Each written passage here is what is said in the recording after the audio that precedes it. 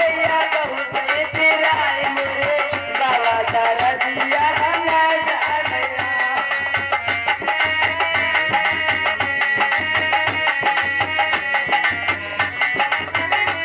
मोरे पहले पीर जब आई मोरे नंदी का को बुलाई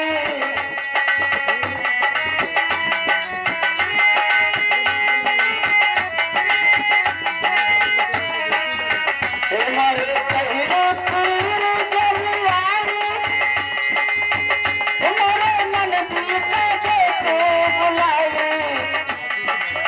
जहाँ पीराय हुआ तो पिए बताए मोरे राजा कर दिया ना जा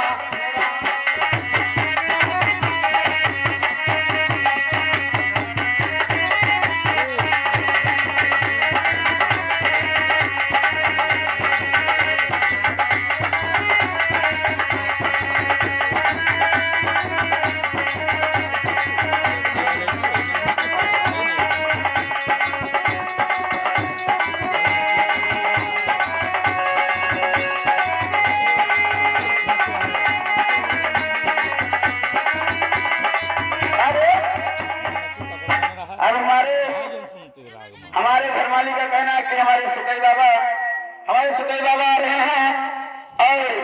अब भजन प्रोग्राम होगा लेकिन मैं सोहर सुना के उसके बाद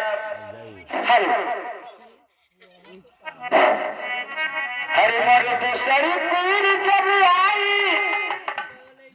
मेरे जखने का देते बुलाई